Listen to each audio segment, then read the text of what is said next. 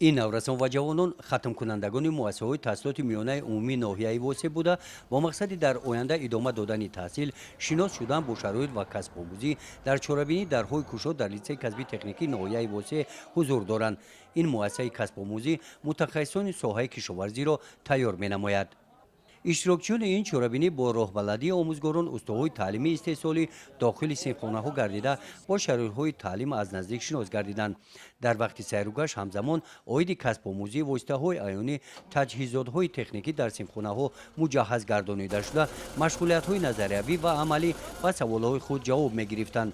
طبر معین گردید در لیسه کسبی تکنیکی ناحیه واسه کسب هنرآموزی در صنفخانه‌های گشاد و برهوا مهیا با تجهیزات‌های معاصر فراهم آورده شده گذرانیده شده برای کسب آموزان شرایط مساعد تعلیم فراهم آورده شده است. کسب آموزان اطلاع گرفتند که در این مؤسسه دولتی مشغولیت‌ها به طور هم نظریوی و هم عملی می‌گذرند. نفرانی که از راه دور هستند با خوابگاه تامین کرده می‌شوند. اشتراکچیان درهای کوشاد در دایره این چاره‌بینی از صنفخانه‌های آموزشی هنر دوزندگی و کتابخانه مؤسسه دیدن کردند.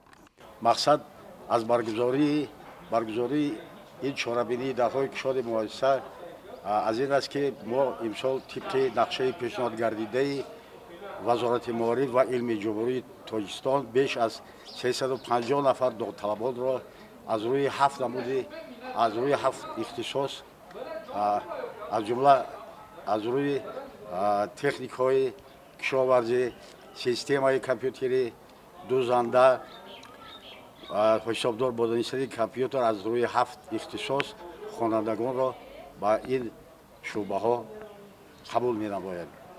قبول داوطلبان از 1 ایول 2025 آغاز می گردد. برای داوطلبان تمام شرایط کسب و هنرآموزی در مؤسسه مهیا گردیده شده است.